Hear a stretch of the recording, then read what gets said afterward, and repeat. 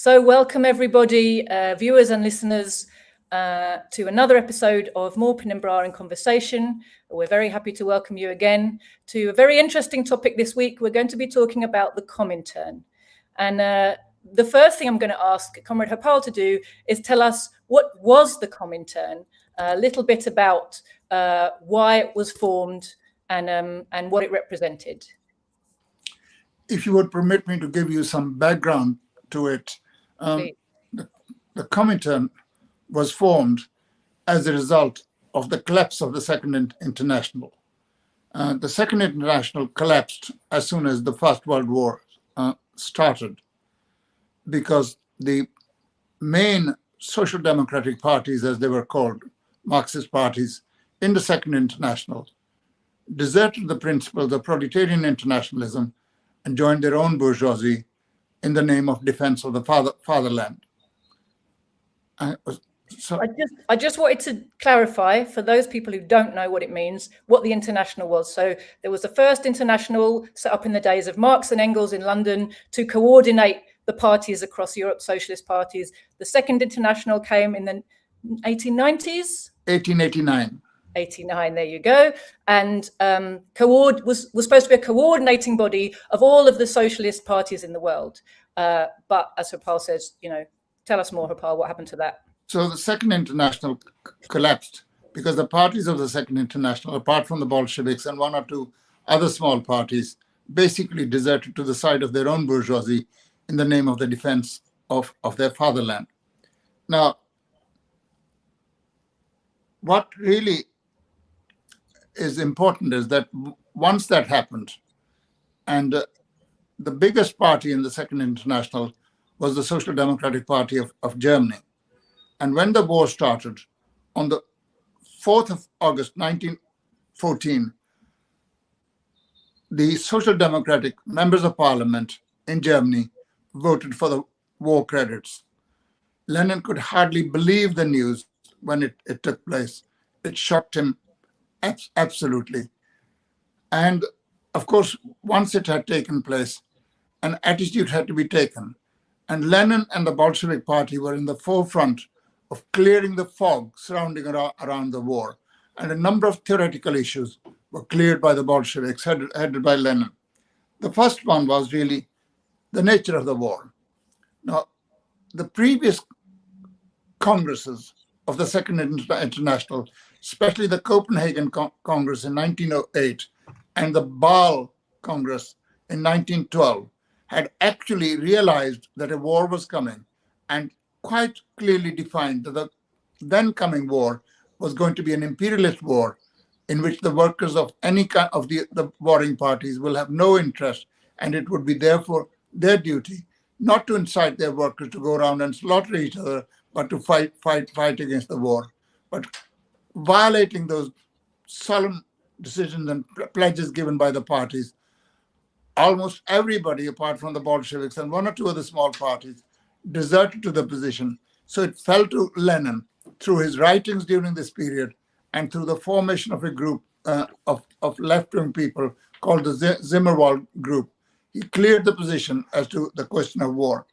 First of all, he made it perfectly clear that the war that was being fought was an imperialist war. And the question is, what is one's attitude to war? We communists are not pacifists. We're not opposed to all war. And Lenin's position was that war, following Clausewitz, and Lenin described him as the greatest historian of military history, was a continuation of policy. It didn't just drop that suddenly one day the prime ministers and defense ministers of countries wake up and say it'd be a good idea to have a war. This was a war that the major warring parties had been preparing for 10, 15 years. And to look at the nature of this war, you had to actually look at the policies they were pursuing prior to the beginning of the war, during the war, and what they wanted to achieve during the war as a result of fighting that war. And looking at that, he came to the conclusion it was an imperialist war. It wasn't fought for the benefit of the people. It was a war, it was a predatory war fought for the redivision of the world and for spheres of influence. That's what it was all about. It was a fight between the German imperialism and its allies, and fight between British and French imperialism and their allies as to how many slaves each one is to have, how many colonies each one is to have, what markets each one has to have. And therefore, Lenin's position was one had to divide wars into just wars and unjust wars. Just wars are, for example, wars of national liberation that in the 18th century and probably the beginning of 19th century were fought by the European bourgeoisie against the feudal rulers and against the monarchies. Or wars that are fought by oppressed people against their oppressors, national liberation movements against imperialism, or the most important and the most sacred of all wars, wars fought by the proletariat against the bourgeoisie for their own emancipation. These are just wars, and we communists enthusiastically support them and will participate in them according to our ability in each country. And this being the case, the communists were duty-bound to fight against the First World War. And then Lenin's position was that in an imperialist war, instead of inciting the workers to go abroad and slaughter their class brethren from the other side, they should be fighting against their own bourgeoisie, and they should turn this war into a civil war for the overthrow of capital. Then the other point that Lenin made was that why did the parties of the Second International deserted wholesale to the side of the bourgeoisie? And his answer was because of rampant opportunism that had been building up in these parties over a number of decades. These parties had become opportunists, whereby they betrayed the long-term interests of the working class in favor of some short-term benefits that they could get. And the basis of this opportunism were the well-off sections of the working class and the petty bourgeoisie, who secured benefits under the conditions of imperialism. They received crumbs, if you like, from the table of imperialism, and they were thoroughly corrupted. And therefore, for them to be able to defend their privileges also involved the defense of imperialism. This happens right in front of us. If you look at the position of various parties in America, in Britain, in France, etc., it's exactly the same thing happening. They cannot even tolerate these days even a mild form of left-wing policy, as we saw in our own country in Britain, where Jeremy Corbyn was elected to be the leader of the Labour Party. And the bourgeoisie felt so threatened that they defeated him, not because he was a Bolshevik, not because he would have ushered in an era of proper socialism. It's just that he would have made mild reforms, which proved unacceptable to majority of the members of his own party. These are the representatives of opportunism. These are the representatives of labor aristocracy and the petty bourgeoisie. And it is because of that that the Second International had become so thoroughly corrupt. So what happened on the outbreak of the war was not really a sudden event. It was not accidental. It was the culmination of a very, very long period of the saturation of these parties by opportunism. And therefore, Lenin came to the conclusion the most important lesson to be drawn from that was to actually break with this opportunism, to break with the Second International, to form a new Third International. Although the Third International is not formed until 1919, actually the foundations of it were laid at the beginning of the war, and these foundations were prepared for, most of all, by the Social Democratic Party of Russia and Lenin at its head, who galvanized as many people as he could, including Rosa Luxemburg, including Karl Liebknecht. To begin with, they were not consistent left-wingers, but experience told them, unfortunately, too late for some of them, because as we'll discuss later, they were murdered. So really, That's what the First World War was. That is what the background was. That is what necessitated the formation of the Third International. So Third International became known as the Comintern, the Communist International, right? And it was under the leadership of the Russian party because they had, having followed the right policy that the rest of the Second International jettisoned, they were the ones who had then successfully made a revolution in the conditions of the First World War, which none of the other parties did, although the potential was there all across Europe for just that revolutionary situation to occur. So, Caleb, did you want to add to that before we move on a bit more to the significance of Lenin's points for admission? Sure. I'll just add, quickly the U.S. angle. In the United States, there were a number of socialists who've been elected to the Congress and such who sold out and supported the war. But Eugene Debs, who was kind of the main voice of American socialism, he stood firm. And not only did he oppose the war, but he gave an anti-war speech in Canton, Ohio, in violation of the law and was sent to federal prison for doing so. And the ruling class of the United States, even though a lot of socialists had, supported the war, they used the war as an opportunity to smash the workers' movement. The Socialist Party was broken apart. Their publications were banned from the mail. And the Industrial Workers of the World, which was kind of a revolutionary labor union, was also broken apart by the government during World War I. And it was an awful moment. There were a number of socialists around the country who were killed for opposing the First World War, including Frank Little of Seattle, who was a socialist organizer, and they organized a lynching. Basically, he was lynched by a mob. And back to Lenin, Lenin.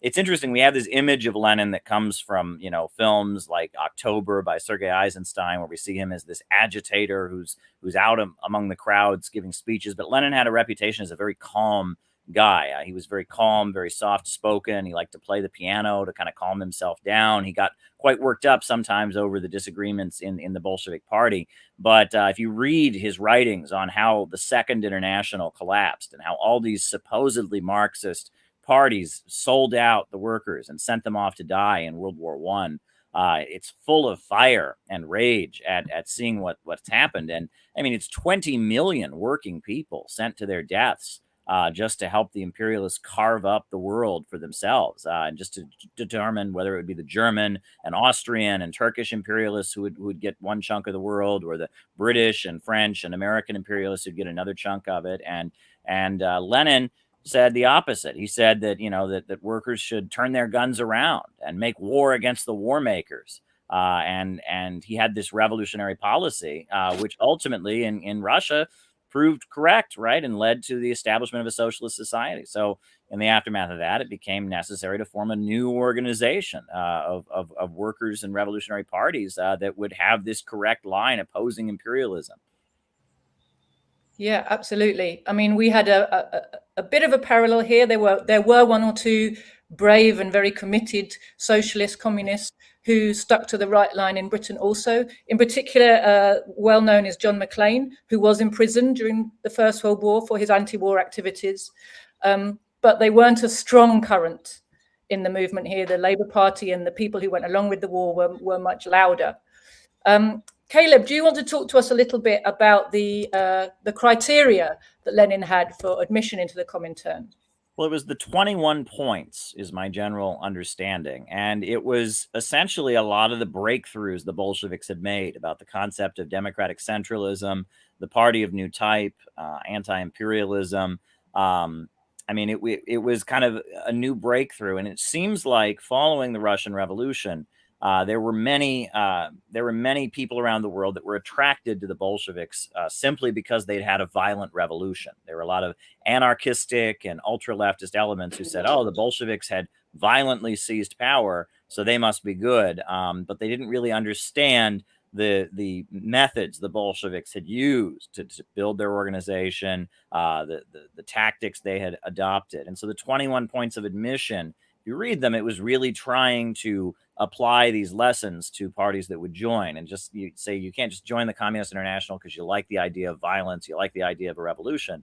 You have to actually understand how we operate as an organization, the tactics. One very famous example is that the South African Communist Party, when it was originally formed, it was a white supremacist party. It was a party of white settler, labor union folks, and the Bolsheviks and the Comintern said you can't join if you're an organization like that. We don't support racism. We don't support white settlerism and white supremacism. So the original South African Communist Party was rejected by the Comintern until a new party was formed that was, supporting the rights of black workers and white workers against the apartheid system. And that it was the Bolsheviks kind of laying out their principles, what made Bolshevism and the revolutionary Marxism that had taken power in Russia separate from the ideology of the Second International and the reformists. Harpal.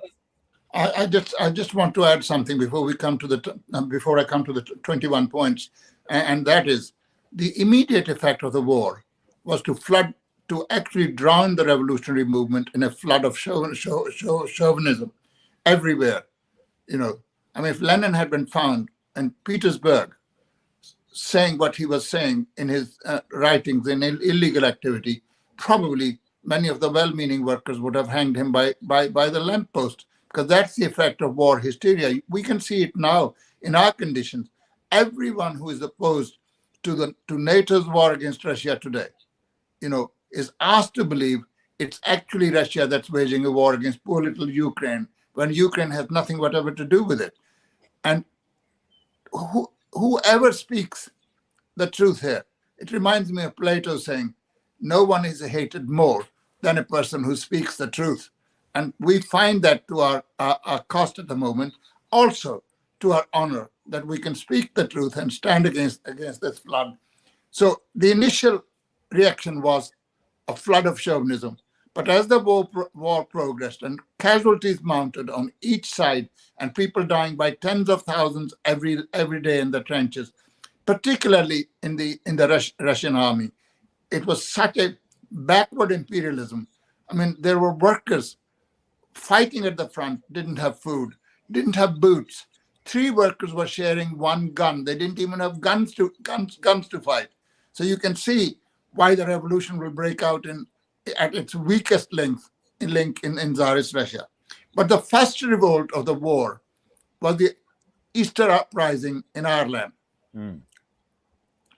headed by Connolly. And if you would allow me, I'd like to read one of Connolly's quotations. He said, well, Ireland could actually prove the link to a Europe-wide conflagration, because he says, starting from Ireland may set the torch to a European conflagration that will not burn out until the last throne and the last capitalist bond debenture will be shriveled on the funeral pyre of the last warlord. Now, Connolly, of course, the Easter Rising of 1916 really is a forerunner of the October Revolution. Undoubtedly, Lenin's analysis was not available to Connolly, but it's to Connolly's honor and credit that he independently arrived at the conclusion that if the workers must die, they must die at home, fighting their oppressors and exploiters, rather than going out to foreign lands and shoot their class brethren in a war which only benefits the profits of their ruling class. Now, this was a fantastic understanding. There are weaknesses in Connolly's position, but they don't concern us. But he was a thorough internationalist, and he was a thorough revolutionary. And not surprising then, after the Rising, he was executed by the British Labour Party through Henderson. Ramsay MacDonald condemned him as a militarist. Everyone in the Labour Social Democracy, i.e. the Labour Party, condemned Connolly, one of the greatest sons produced by the British working class. Now they sometimes try to turn him into an icon, but he's somebody who at the time was murdered, just as Rosa Luxemburg and Karl Liebknecht were murdered by the Free Corps organized by the Social Democratic Party in Germany. So that was the position of social democracy, and that is why Lenin's position was that a break must be made with social democracy, and a new communist international formed. His slogan was, "Second International is dead. Long live the Third International, Communist International." And it was really a fulfillment of Engels' prediction. After the First International first had been moved to the United States because anarchists were causing too much mischief in Europe. And then a couple of years later, it was dissolved because it just didn't work. And the decision was taken by Marx that the situation had changed. A lot of parties and grouplets that had joined the First International had matured. They could look after their own affairs. There was no need, if you like, for a single party of the international proletariat, which is what the First International was. So this was the position. And when, therefore, Third International was formed, as Lenin says, we are so popular that communism is becoming almost fashionable. Difficult to believe now. Communism is becoming fashionable. And every opportunist wants to join with us because we are successful. And therefore, we must bar the door to them. We must lay down strict conditions, as Caleb has already pointed out. And those strict conditions, if I can emphasize, were, first of all, that whichever party joins the Communist International must accept the dictatorship of the proletariat. No longer sufficient to accept parliamentarism, there had to be the acceptance of the dictatorship of the proletariat. And the message of proletarian dictatorship should be taken to the workers in the language they understand most, so that they will come to realize what dictatorship proletariat stands for. Not just repeating the formula, but actually explaining the essence of it. Secondly, opportunists of the Second International never paid any attention to the oppressed peoples. If the national question was ever raised, it applied to Ireland, it applied to Poland, it applied probably to one or two places in the Baltic, and that was the end of it. There was no mention of the hundreds of millions oppressed and exploited and colonized by the bourgeoisie of their own countries in Asia, Africa, and Latin America. And therefore, one of the conditions for joining the Communist International was to accept that they will support the national liberation movements of all peoples oppressed and exploited by their own bourgeoisies. Because without that, there could be no revolution. As Lenin pointed out again and again, and this is really a great contribution of Lenin's, that the struggle of the proletariat for its own emancipation would be a sham and a humbug unless in this struggle they were joined with hundreds upon hundreds of millions of colonial slaves who were exploited by their own bourgeoisie. So it was very important to support them, because the proletarian revolution has two sides. The proletariat and the imperialists and advanced countries fighting against their own bourgeoisie, but also supporting the national liberation movements. They constitute, if you like, two wings of the liberation movement. The victory of one strengthens the other. Proletarian revolution in the imperialist countries would have eventually, straight away, led to the freedom of the colonies, as indeed it happened in Tsarist Russia, which Lenin used to describe as a prison house of nations. And on the morrow of the revolution, all these people were told, you have the right of self-determination and you can exercise it. Some exercised and separated forever. Some exercised for a short period of time and returned to join the Soviet Union. But what was important was this liberation was achieved not under the flag of nationalism, but under the flag of proletarian internationalism, not on the basis of enmity and hostility towards other nations, but on the basis of fraternal cooperation, solidarity, and friendship between nations. Now, that doesn't happen everywhere. It would not easily have happened in the case of Britain and India. But if Britain were to have a revolution, it would not be surprising if the Indians said, we want to keep our connection with Britain, but on a completely new, equal basis. Likewise, if India had achieved its freedom under a properly revolutionary democratic organization, it would have strengthened the British proletariat and other proletariats in the imperialist countries very well. So they support each other. And because opportunism had been such a factor in the collapse of the International, one of the conditions, as Caleb would remember, of joining the Communist International was each of these parties must fight against opportunism. Fight against opportunism had to be at the forefront of the parties joining the Communist International. This fight had to be conducted through control by the party over parliamentary groups and the party publications and press. These are usually the ones that lead the way to all corruption. You're a journalist, you flaunt your position as a journalist. You're a member of parliament, you flaunt your position as such.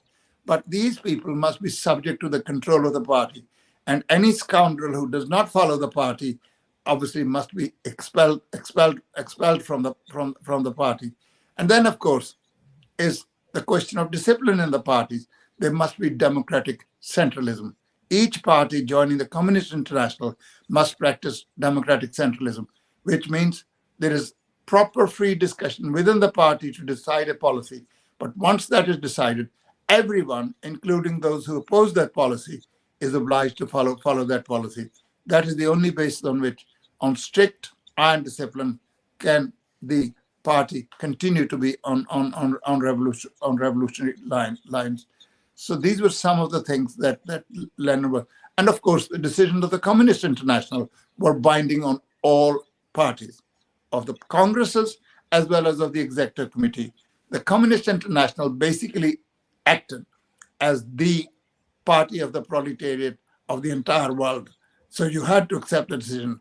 Its decisions had to be publicized in the press and major organs of each constituent party. So there are various other things, but basically they can be summed up in one sentence. They were designed to root out corruption and opportunism, strengthen the communist parties for the revolutionary struggle. Because revolutionary struggle cannot always be waged in conditions of legality, because bourgeois legality is a flimsy thing. When the bourgeoisie feels threatened, it puts an end to it. So the parties must learn to combine their legal activity with their illegal activity. So imposition of illegality on them does not put them out of business. They must be able to have somewhere facilities to print leaflets, newspapers, etc., and carry on. And of course, one of the other important things of joining the Communist International was every party had to do its best to conduct propaganda in favor of proletarian revolution in the armed forces. A very difficult task. So the Bolsheviks achieved it. If they could achieve it, so could anybody else. And in fact, it's difficult, really. I cannot believe any revolution anywhere has been successful without making inroads into the army. Army is the most disciplined detachment of the bourgeoisie. It has guns in its hands and it can impose its discipline if it acts as a single body. So the disintegration of the army and making inroads into it is very important. Not only have the Bolsheviks done that, even regimes which are by no means progressive have done that. When the Khomeinyites came to power in Iran, they had made serious inroads into the Shah's army. And that is a viewpoint that every revolutionary must understand, that they must not regard police, the armed forces, etc., as no-go areas where they don't go. We got to take our propaganda, no matter how difficult it is, everywhere. I think I've taken sufficient time. You remind us, Harpal, that Lenin described soldiers in the army and in the police as workers in uniform. And that is the Leninist position. They are workers. They may be paid by the state to uphold the state machine, but so are many people in all kinds of jobs. And absolutely, we want to convert as many of them as possible to the cause of the working class, so they'll bring their knowledge, their skills, and their understanding of the workings of the state to our side to help us to win. It's very interesting to look at the Comintern. You know, it was formed in 1919. And if you look at the history of most of the countries around the world, actually it was the successful carrying out of the October Revolution and then the formation of the Comintern, which was a spur for many countries to form communist parties, proper communist parties. Some of them hadn't even known about Marxism until the communist revolution happened in Russia. I mean, certainly the Chinese, Mao Zedong talks about the fact that, the October Revolution kind of burst in on them, like, and kind of revolutionized everybody's thinking there, who'd been thinking along kind of standard nationalist lines. Suddenly a whole new vista opened up to them, that Marxism existed in the world. And we know that the Chinese Communist Party was formed in 1921. Many communist parties were formed 1919, 1920, 1921. This was a period where the prestige of the Bolsheviks having successfully carried out their revolution was so high, the prestige of socialism was so high, that all around the world people were ready to join a party like that. Oh, look, we can win if we have a party like the party Lenin has. And of course, the fantastic leadership and the theoretical understanding that had enabled the Bolsheviks to be successful in Russia was what enabled the Comintern to have the respect of workers all over the world. But of course, they came up against various obstacles. It's interesting. Lenin wrote a warning against left-wing deviations in 1920, didn't he? Caleb, do you want to talk a little bit about that? Sure. The book Left-Wing Communism and Infantile Disorder, I believe it's called A Popular Essay on Tactics. It's a very, very good book in the sense that it gives in very clear language a critique of some of the ultra-leftist methods that were used by various parties. Some of these parties around the world were refusing to run candidates in elections because you need a revolution. You don't need an election. Some of them were refusing to join labor unions that were not communist led and saying, well, we're only going to join communist unions. And if you read Left-Wing Communism and Infantile Disorder by Lenin, he's really making clear that we should never put any unnecessary barricade between ourselves and our class. We should use every mechanism possible, whether it's running an election or working inside of a reformist trade union, or use any possible method to organize the working class.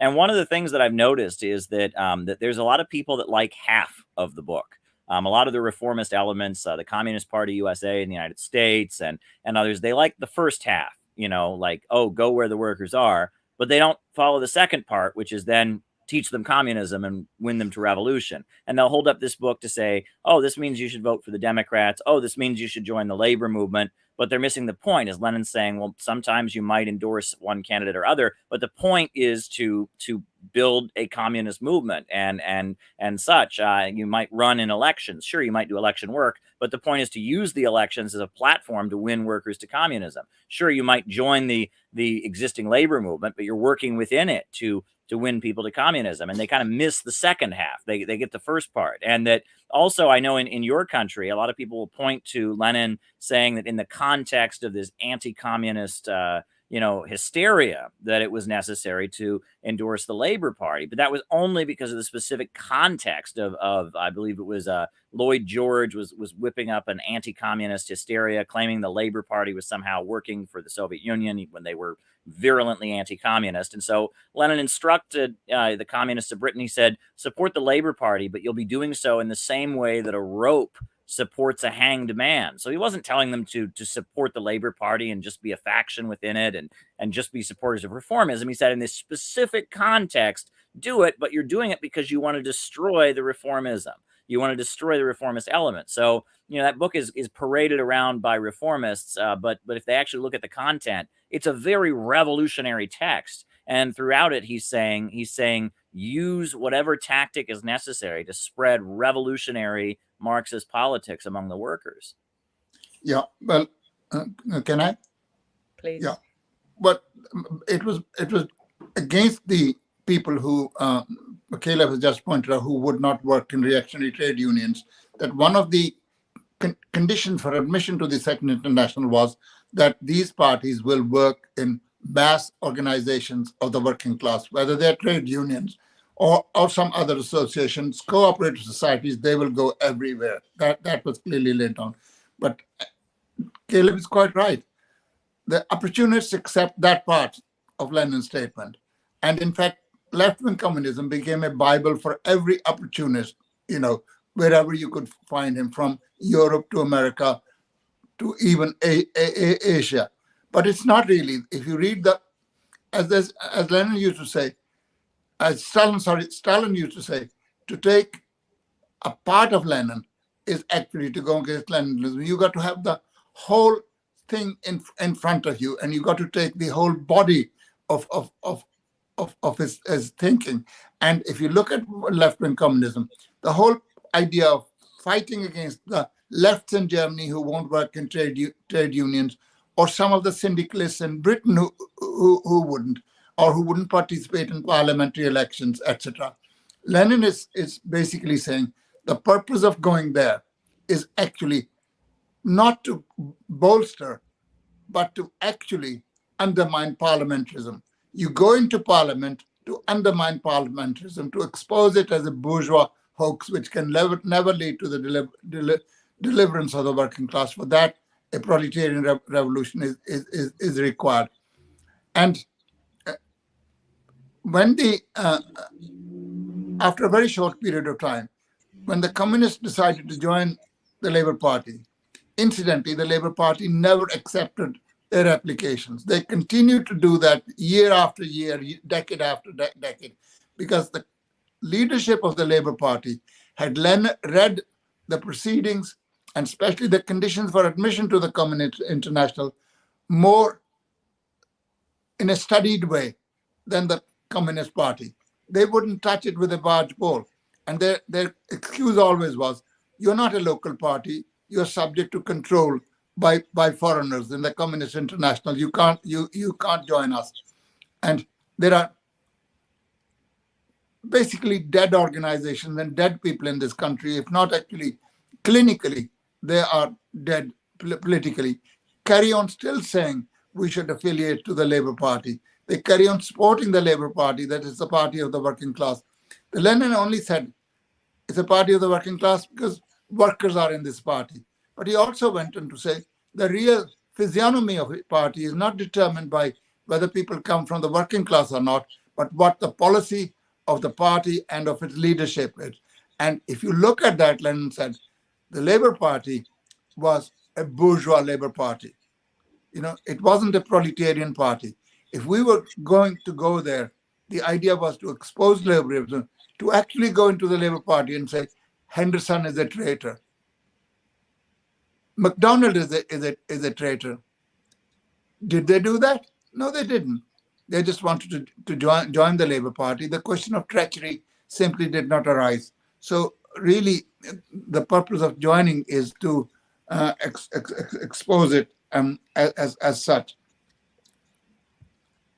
The other condition for joining the international was unconditional support for the Soviet Union. At that time, there was only one Soviet Union. But when more socialist countries came, the idea was that the communists in countries where revolution hadn't come about, they must support the revolutionary governments which are ruled on Soviet principles. Unconditional support. And yet there are people in our country who actually rubbish the achievements of Soviet socialism and yet want to be called communists. And you cannot call them communists because they are not communists. They are not proud, really, of the greatest achievements of our class, even if the class happens to be in a different country.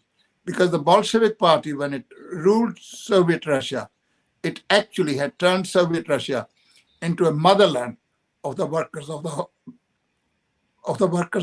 whole world. And that is why thinking and intelligent workers, not just communists, actually admired the Soviet Union and rallied around to support it. And that was the basis of workers refusing to load arms on a ship that was carrying armaments to throttle the Bolshevik Revolution at birth during the period of foreign intervention after the October Revolution. And that is something that workers can understand if you explain to them it is in your class interest. It's not in your interest that you go and kill other workers and be killed by them for the sake of the profits of your own ruling class. Thanks, Harpal. I'm going to come back to you, Harpal, to just introduce us to the topic a little bit of the opposition to the line of the Comintern. So, as ever with the class struggle, there's opposition from the left, so say, and opposition from the right, so say. On the one hand, you have Trotskyists. On the other hand, you have Bukharinites and it's always noticeable to me that whether they're left opposition or right opposition to a communist line, they always seem to end up very happy to work together against the so-called centre, i.e., the correct Marxist line, when it comes to trying to get their way, as it were. So their points of principle tend to disappear in the tactics of trying to sabotage, the line being taken that they don't like. But Harpal, do you want to talk to us a bit about those oppositions? Well, as far as I'm aware, there was no opposition to either the formation of the Communist International or to the 21 conditions for admission. The differences really arose much soon after that on a host of questions. The first big dispute between Lenin and his supporters and the opposition was on the question of the Brest-Litovsk Treaty. As the war was proceeding, Soviet Russia had proposed the cessation of hostilities and that all warring parties should stop fighting and agree on a democratic peace on the basis of non-annexation. Well, since they were fighting for annexation, since they were fighting for colonies and grabbing from each other the maximum portion of the globe, they were not going to sign that. So Russian army was totally exhausted. It was, unable to fight. And Lenin therefore said to actually save our revolution, we Russian communists, have to sign a separate peace with Germany. So that's what they did. And the negotiations for that took place in a town called Brest-Litovsk. Trotsky was the representative of the Soviet government. He'd been instructed to sign a treaty with the Germans. He violated that mandate and he went there. Trotsky was a poser. Our own spy, Robert Bruce Lockhart, said, I got the impression that Mr. Trotsky would die fighting for Russia if there was a large enough audience. So he went to this conference, and the German generals are sitting. He gives them a lecture about proletarian revolution. And then at the end of it says, we're going to demobilize, but we're not signing, neither peace nor war. Well, German imperialism took the hint and they swept into vast territories which were not agreed to be given to them as a concession. They took more territories, including Ukraine, which is the subject of our concerns these days. And in the end, the treaty had to be signed because the Germans probably would have succeeded in overthrowing the Soviet government. So the agreement was signed. That was a major thing. And the so-called left socialists, headed by Bukharin, Radek, and a few others, joined this. And it was only by a very fierce struggle that Lenin was able to persuade the Bolshevik Central Committee to sign this agreement. So that was the first agreement. Soon after that, differences arose, as Caleb would remember and you would remember, Jyoti, on the question of the role of trade unions in Soviet Russia. There are two articles I would suggest you make a study of it. Lenin's articles. One is Trade Unions and the Mistakes of Comrade Trotsky and Comrade Bukharin. And another one, more on the mistakes of Comrade Trotsky and Comrade Bukharin, where actually Trotsky wanted to make the trade unions an arm of Soviet government and basically militarize them and subject them to military control. This he tried to do in the Transport Workers Union. Lenin said, yes, we are a Soviet government. We are a working people's government. But all the same, working people have their interests, which have to be safeguarded by the trade unions. We must persuade them to work with us. We must persuade them to work with us, but we cannot institute military discipline over them. We cannot run them on military lines. So that was one. And then there are a whole host of differences on the question of the Chinese Revolution, on the question of the revolution in Germany, but they all flow from the fact that Trotsky had a theory, notorious theory called the theory of permanent revolution, which simply boiled down to this, that revolution in a backward country like Russia cannot succeed on it unless it's followed by a revolution in all the principal imperialist countries. Failing that, it's bound to fail. Even in his book, which we referred to last time, Caleb referred to, I referred to, Revolution Betrayed, having paid tremendous tributes to Soviet construction, even going to the extent of that the validity of Marxism is being proved not in the pages of Das Kapital, not in the language of dialectics, but in the statistics of production of steel, cement, electricity, etc. Then he goes on to say, but this revolution cannot succeed because it's not followed, unless it's followed by a revolution in Germany and a number of imperialist countries, it will fail. And then goes on to denounce the fact that because it's working for socialism in one country, the Soviet Communist Party had degenerated. It had become bureaucratic. And his thesis in his life was that the Russian proletariat had been disenfranchised by the Bolshevik Party. And the Bolshevik Party had been disenfranchised by Stalin, right? That was the thesis to which he stuck all his life.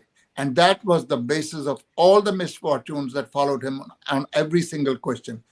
History and practice proved that he was wrong on every single question. A sensible person would say, I'm wrong. It's time to change line. Or follow Einstein's saying, to actually repeat the same activity and expect different results is the definition of insanity. But Trotsky was basically insane, and he had no faith in the ability of the Russian working class in leading the Russian peasantry to build socialism in Soviet Russia, and this led him to that. Bukharin, on the other hand, to begin with, was a rightist. He didn't believe in collectivization. He said, well, no, leave the kulaks alone, let them get rich, and slowly but surely we'll all merge into socialism. His policy was defeated as well by collectivization and industrialization. He didn't want the tempo of the industrialization to be as fast as it was because it was imposing too many burdens. Undoubtedly, the tempo was imposing burdens on the Soviet people, but they accepted that tempo and the burden along with it with actually real enthusiasm. No country building socialism has had such experience of mass enthusiasm as the carrying out of the Soviet 5-year plans, first 5 year, second 5 year, third 5 year, fourth 5-year plan. Tremendous amount of enthusiasm because they were building a future for themselves and for their children and for their grandchildren. And that was precisely shown, which perhaps one day we can discuss, in the Second World War, where actually people went to the war in such large numbers to defend what they had built. If the Soviet regime had degenerated, if it was bureaucratic, there's no way it would not have been overthrown during the Second World War. And during the Second World War, Trotsky was saying, Russia cannot win. He died before the Soviet Union was invaded. He said, if the war should remain a war and revolution doesn't spread elsewhere, then to a frankly posed question, we must give a frank answer. Russia will not be able to withstand. It will be defeated. But that will be the time for the Revolutionary Proletarian Party, i.e. Trotsky and his half a dozen followers, to take control of the reins and actually spread the revolution everywhere. And so really these differences were on every single question. Trotsky was wrong. And when the Bukharinites were defeated and Kamenev and Zinoviev became defeatists that socialism could not be built, they all joined their forces. And Stalin said, well, they've joined their forces. But if you add 0 to a 0, it does not make a sum. It won't make any difference because they are discredited. And when the vote was taken after a long discussion, which discussion should have never taken place, it was in violation of the resolution of the 10th Party Congress, which was put forward by Lenin, which forbade the formation of factions on separate platforms. But they had a platform. One was a platform of 43, another one a platform of 84. So there are two platforms. When the vote was taken, the opposition, led by Trotsky, had 4,000 votes, and the party had 750,000 votes. Now you judge for yourself who is more popular, the party or the Trotskyites. They were beaten, and therefore the resolution of the party to build socialism, of the 14th Party Conference and the Party Congress, to build socialism were carried out, and with great vigor, valor, and heroism. And the world has never known such construction. And anybody who is a serious student of history of Soviet Russia, even if he's a bourgeois and his brain is not locked up, he is able to admire the colossal achievements of the Soviet Union during that period. And so these were the fights that had to be waged. But all the accusations that Trotsky was later, and the abuse that he was to hurl at Stalin, he had during 14 years, from 1903 to almost July 1917, hurled against Lenin. Such wonderful things as, Lenin's whole platform is built on lies and falsifications and bears within itself the seeds of its own destruction. That Lenin, this evil-minded person, must be removed from influence if the Soviet proletariat is to be saved. And these are the sort of things that Lenin, of course, answered in kind. He constantly talks of Judas Trotsky. He talks of him as a diplomat. He's somebody who's never understood a single question of Marxist theory. He doesn't understand Marxism. He's a poser and a dilettante. And yet we were asked to believe that after the death of Lenin, there was only one person who actually could take the position of the general secretary. And it should not have been Stalin. But in fact, when the question came for discussion in the Soviet Communist Party, the Central Committee as well as the Congress, Stalin offered to resign in response to some comments made by Lenin in the so-called testament, which was not a testament, some odd remarks made and written by his secretary. He resigned.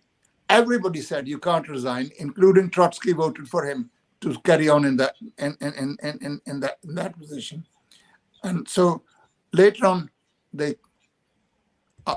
give the party apology for their mistakes, and they promised not to do the same and violate it again. It carried on until the May Day demonstrations of 1927, when they actually organized demonstrations in opposition to the usual May Day demonstrations organized by the party against that. And all kinds of hostile elements joined them in the streets because they saw their chance. That if they're fighting against the building of socialism in the Soviet Union, doesn't matter they call themselves communists. They are on our side. We're bourgeois. We're also against building of socialism. So they joined them. If you read Deutsch's biography of Stalin, he makes it clear that when Trotsky was in the streets with these demonstrators, he must have felt very, very funny that what the hell is happening, because all the supporters he could find were out and out bourgeois who were opposed to socialism in any case. And so in the end, he was expelled from the party. And when he carried on his activity from his exile within the Soviet Union in a place which is in Kazakhstan, Alma-Ata, it's now called Almaty. And he was expelled from the Soviet Union. Then wandering through various countries, he ended up in a place called Coyoacán, which is a suburb of Mexico. I visited it just for the sake of prurience. I wanted to see where this counter-revolutionary ended up. And I saw the desk where one of his own supporters came with an alpine pickaxe and basically attacked him, and he died from those wounds. This is pinned on Stalin. Stalin had absolutely nothing to do with it. The guy who killed Trotsky was offered by the FBI a free pass, that he'd be freed and he wouldn't be jailed, etc. If he said Stalin had sent him. He said, no, Stalin hadn't sent me. I had grudges against Trotsky. He's a poser. He's using everyone around him for his own selfish ends. He's got nothing to do with revolution. Well, I feel like we just had a whole section we should cut out and label as a discussion on Trotskyism.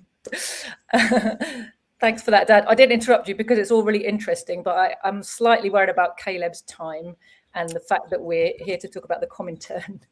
So, Caleb, did you want to talk at all about those questions of the opposition in the Comintern? Well, I just want to bring the U.S. angle, which is, well, first of all, I want to point out that Trotskyism is very well alive. The bourgeoisie will roll out Trotskyites as a way of, trying to give people a pseudo-revolutionary message that stands in opposition to anti-imperialist countries around the world and countries that are building socialism.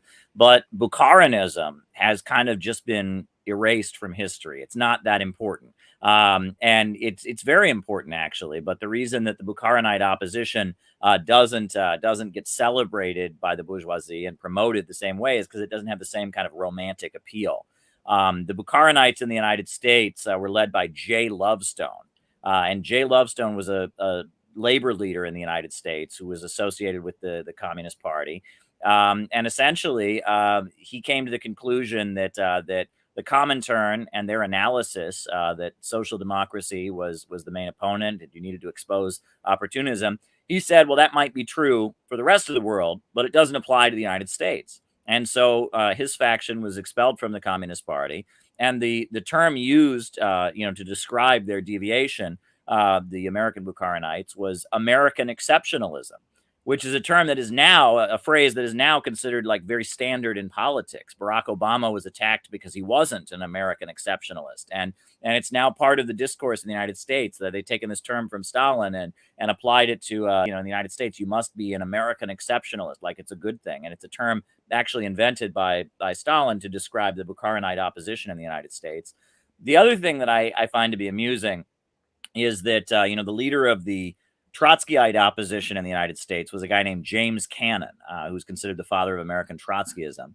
And he was, he operated in secret. After the Communist Party made clear that they rejected Trotskyism, he organized kind of a secret faction within the party to promote Trotskyism. Eventually, they were discovered, and he and Max Shachtman and a few others were expelled from the Communist Party. And they were given a trial, a public trial about, the charge that they had been organizing this underground Trotskyite faction within the Communist Party USA. And one of the people who testified against James Cannon was the head of the publishing house of the Communist Party, the head of International Publishers. And when he was testifying against James Cannon for forming this secret faction, they said, what evidence do you have against him? Has he bought books on Trotsky? Is he promoting books on Trotsky? He said, well, no, but he's bought every book we have on China. And everyone knows that China is a Trotskyite subject. And that was true because China was the main difference that the Trotskyite opposition had with the Communist International. They argued that the Bolsheviks making a strategic, and then the communists making a strategic alliance with Dr. Sun Yat-sen and the KMT was somehow a betrayal. When in reality, that was one of the most brilliant decisions that the Communist International made. It was entering a strategic alliance with the KMT Nationalist Party and Dr. Sun Yat-sen's movement that allowed the Chinese Communist Party to expand to become a party of millions. And they hail what they call the First United Front. To this day, the Chinese Communist Party says that was one of the most important things that they did. The fact that they could join Dr. Sun Yat-sen's Chinese nationalist movement and argue that if you really wanted to bring about democracy, independence, and the people's livelihood, you should be a communist. And that building up a communist faction within this wider Chinese nationalist movement was strategically very brilliant on the part of the Chinese communists. And the fact that Trotsky was arguing that the Chinese Communist Party should be isolated and should be attacking the KMT and should instead be trying to build some kind of independent, ultra-leftist labor movement among the very small Chinese industrial working class at the time was not strategic. And that Trotsky was consistently wrong on China. He was wrong on, the question of aligning with the KMT. He was wrong on the eventual formation of the People's Liberation Army. He dismissed the peasantry of China as a class without a future that couldn't have a revolutionary potential, even though it was Mao organizing the peasantry in alliance with the proletariat that made the revolution. And China was the primary difference that Trotsky had with the Comintern, and it was the area in which he's wrong. And I will add that a lot of people, it's just ridiculous historical fiction.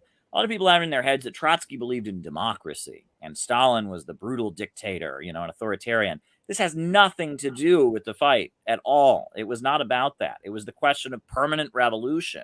And this ultra-leftist, petty bourgeois fantasy that we're going to have a global armed struggle to behead every last king and capitalist, and then if the Soviet Union dares sign a treaty or have, relations with Western countries, that's selling out the workers or something. It was this ultra-leftist, bloodthirsty fantasy of permanent revolution that Trotsky held on to versus the very pragmatic and rational policies of the Soviet government, and recognizing that if we're going to build socialism in one country, it's going to require us to do so strategically and have 5-year economic plans and such. So I guess that's how I wanted to touch on that quickly. If I can I add to that, the Trotskyites and Bukharin as well were at daggers drawn with the and Kamenev and Zinoviev were at daggers drawn with the Communist Party of the Soviet Union on the question of China.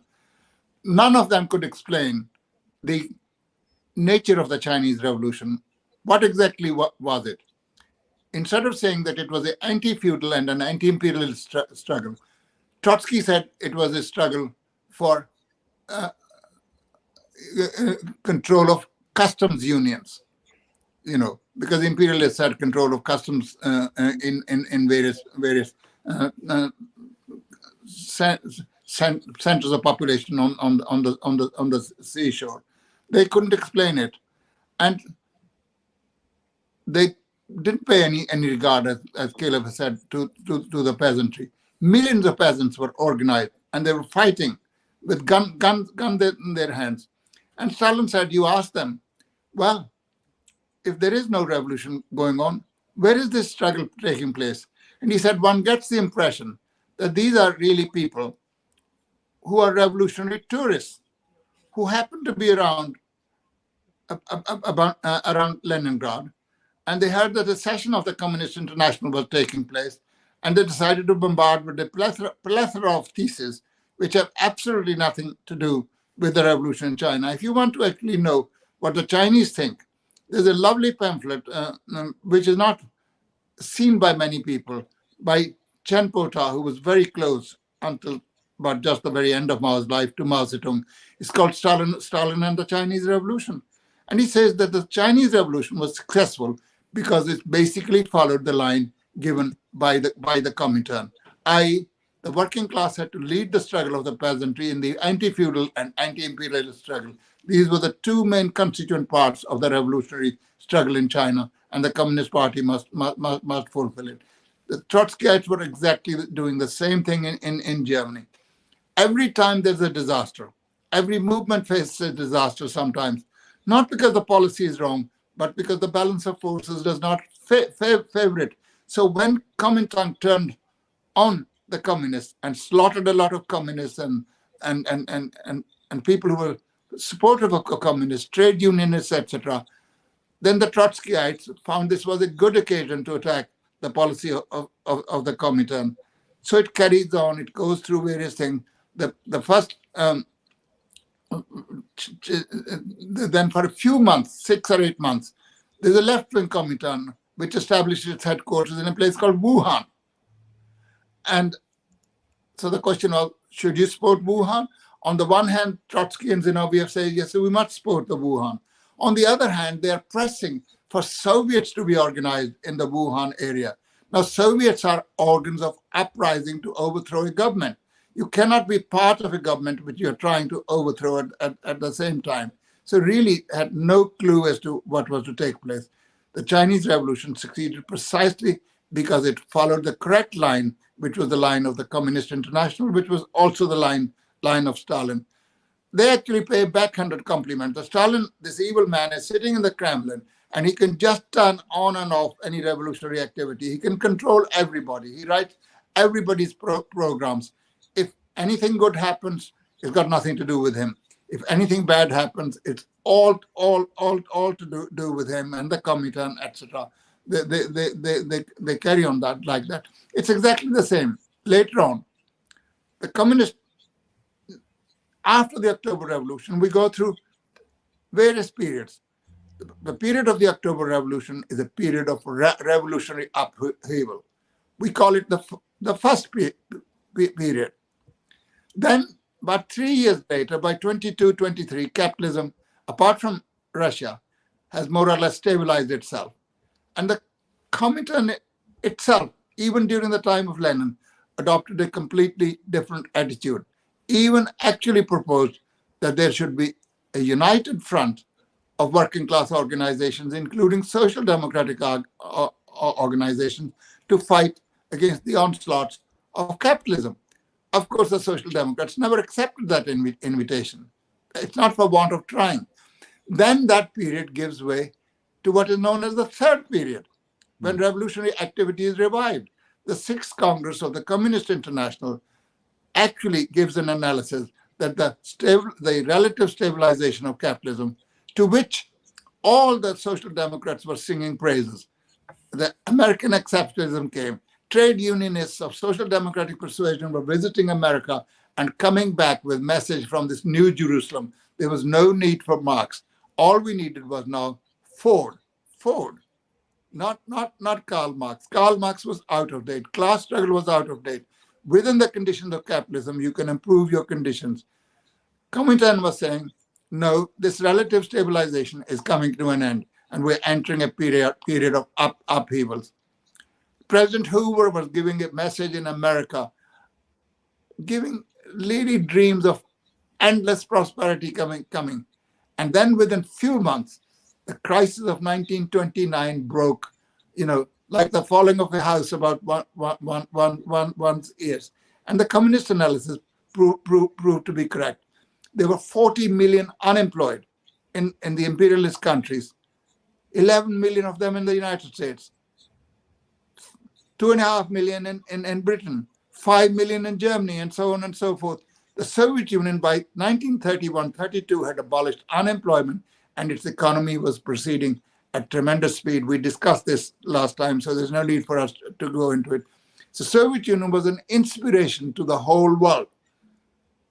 When everywhere there was desolation, workers were standing in queues, dole queues, or trying to find a job, and they did not know what the morning will bring for them. Where the Soviet working class was full of enthusiasm and hope, and building a new society, building new towns, building new industrial enterprises, building new educational institutions, strengthening its army and defense capability.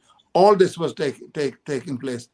And of course, the Trotskyites blame the Communist Party of the Soviet Union, and Stalin particularly, for the victory of fascism in Germany, because they say this line of describing them as social fascists was the one that prevented unity between the communists and the social democrats, and that therefore gave encouragement that gave support to the Nazi party. The fact of the matter is, throughout that period, the Social Democrats never wanted to cooperate with the communists.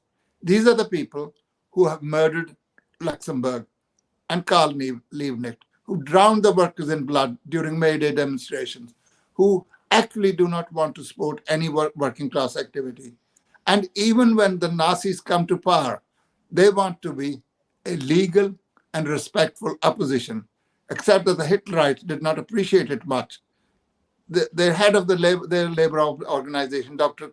Ley, said, no, you belong in the jail, you don't belong in the parliament. They were all bundled all the same to various dungeons. And even during the war, the Social Democrats actually were wanting not the victory of the Soviet Union. They said it would be terrible if either Germany or Soviet Union won. To bring the victory of Anglo-American democracy, it was necessary that none of these should win. That is the record of social democracy.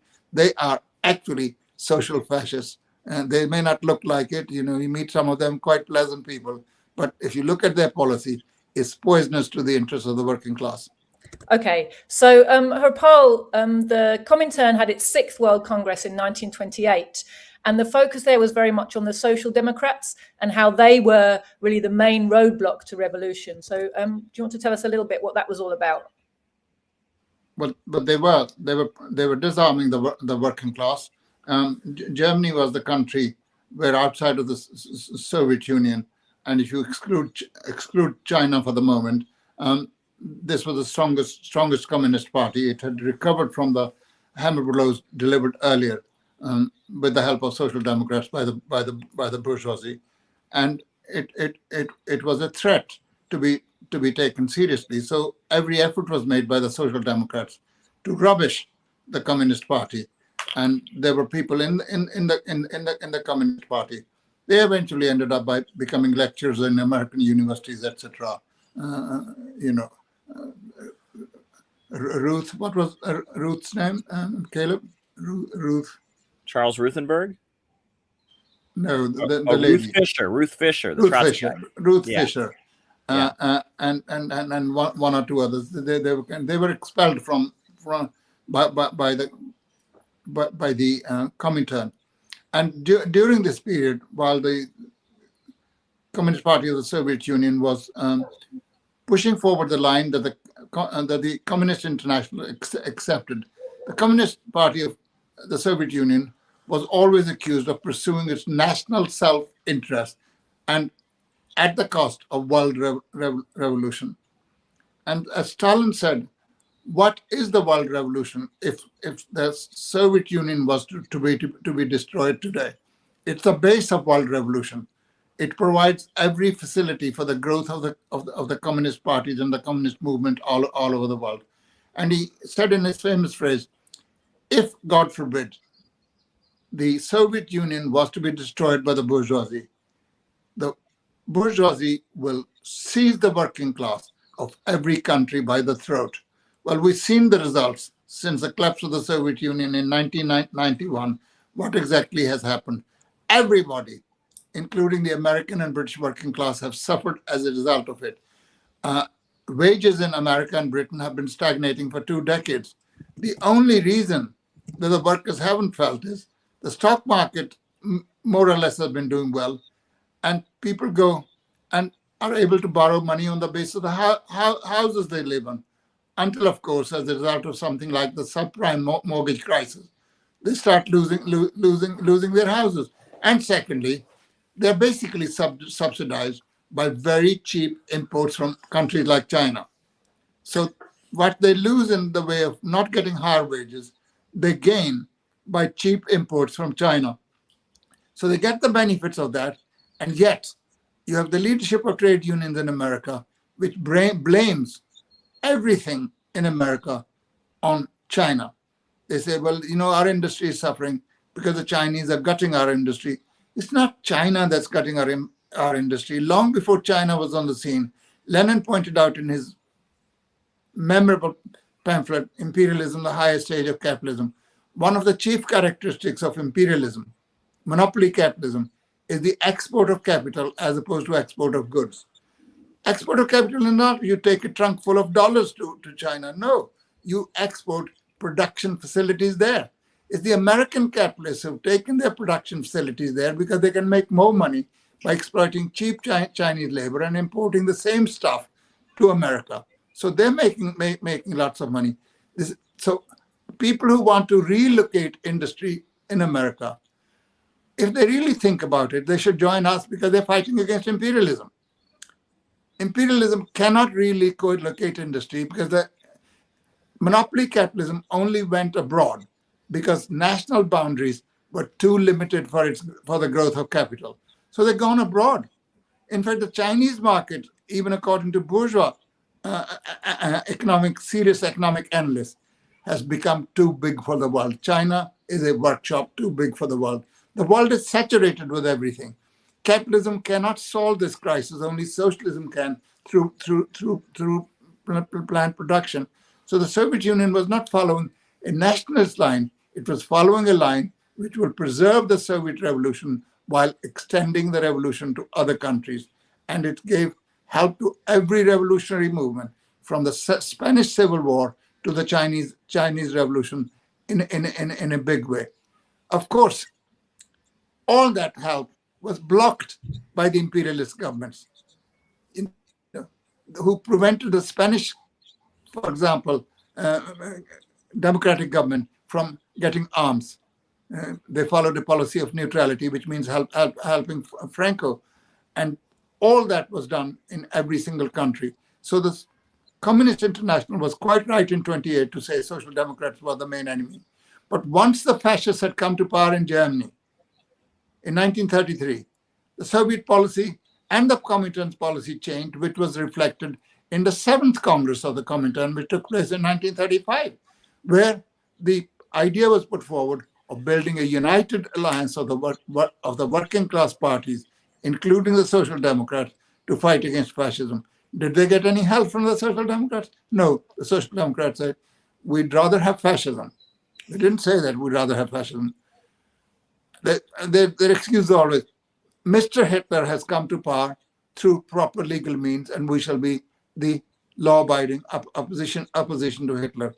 And they just would not. Even when Hitler had actually put their leaders in jail, when he was slaughtering communists, trade unionists, Jews, minorities like Roma people, etc., when he was slaughtering, they would still not cooperate. That was the basic position. And that was the basic position of imperialist countries as well, including Churchill, who is considered to be the great fighter against fascism. Churchill was very much in favor of Mussolini and Hitler, because they were the bulwarks against communism. Churchill has devoted all his life to actually fighting against communism and bringing the downfall of the Soviet Union. He was an arch reactionary. Belatedly, he realized that Hitler posed a threat not only to the Soviet Union, but to the British Empire, which was close to his heart. And that's why, towards the end, he wanted an alliance with Soviet Russia. That's why he turned, quotation marks, anti-fascist. He was not an anti-fascist, because even during the war, he continued his dirty dealings with a view to actually stopping that fight and pushing the German armies towards the east, and perhaps even joining with them in bringing the downfall of the Soviet Union. So the Soviet Union actually had a very, very intelligent policy. We shall one day come to it. And people who say, I mean, Deutscher is right. Trotsky, whatever policy the Communist Party of the Soviet Union and Stalin followed, Trotsky was bound to follow the opposite. You know, so if they have an alliance with the Social Democrats, they're selling the revolution. If they don't want it, they're splitting the working class movement and bringing fascism into power. So they could never win, because when you're in the opposition shouting slogans, you have the liberty to do that. But when you're running a state and you have the actual responsibility of safeguarding its interests, then it's a very serious matter. You cannot dispense with that job by simply flaunting phrases. So, Caleb, do you want to talk a little bit then about, the Sixth World Congress, 28, and the focus on social democracy as the main impediment to a revolutionary movement, and then the change to the United Front Against Fascism in 1935 and what those represented? Sure. Well, the term that the tactical shift was given, they used the term United Front from Below, meaning that they understood the Social Democrats were hostile to communism, were hostile to the Soviet Union and to revolutionary organizing. But the idea was to try and build a united front with the working class people who might be influenced by these social democratic organizations by building a united front from below. And this was the period in which the Communist Party of the United States did some of their most revolutionary activism, building the unemployment councils, building independent labor unions. They were banned from the American Federation of Labor. And so they've organized, the Trade Union Unity League and led some amazing strikes. And the idea was, okay, if the Social Democrats are going to lock us out by building economic fight back organizations, we can build a united front with the workers from below. Because the ability to form a united front from above, where you sit down with the Social Democrats and come to an agreement, has been blocked. So we'll build a united front from below. And that tactic, I think, is much more honest in a way, because it's understanding, there is the illusion on the part of some communist leaders that somehow the Social Democrats, sure, they might be enemies, but at some point they're just going to have to sign a deal with the communists and be our friends. And that is not the case. I mean, these people are fundamentally opposed to what communists and anti-imperialists and revolutionaries are about. So, yes, there may be situations where you're able to form like a united front against fascism or something, but you have to be real about what you're dealing with.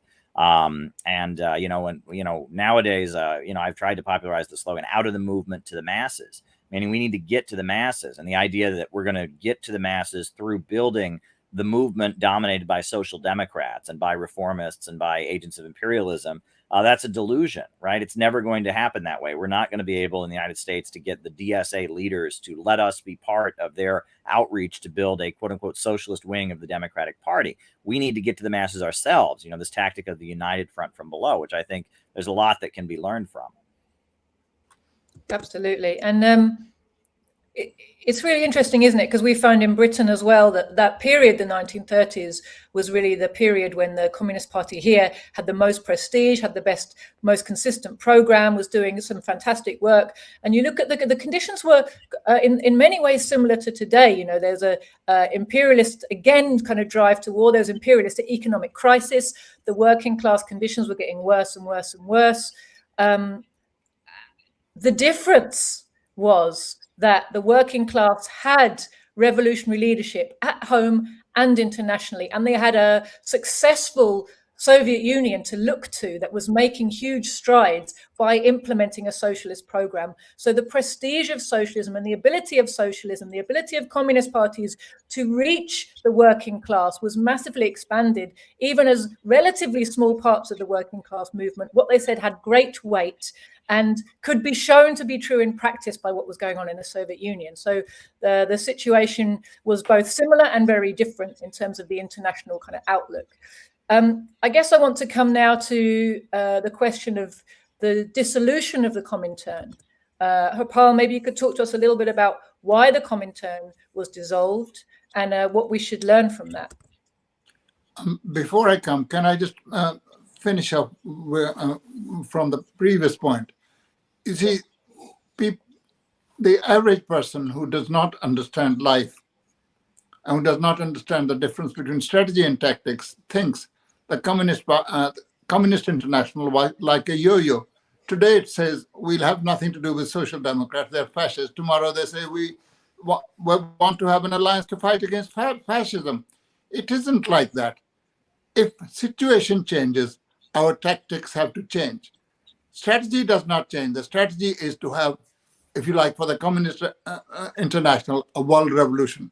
But how to achieve that world revolution will be determined by the situation that takes place. When the revolution was on the upgrade and the social democrats were an obstruction, it was right to denounce them. But when the revolution was not on the upgrade, but the fascists are coming to power in an important country like Germany, highly industrialized, with a huge army, and which had a declared aim of attacking the Soviet Union more than any other country, you had a duty then to change the tactics. What is more, the Soviet Union under Stalin did its best when the Hitlerites came to power, not only to want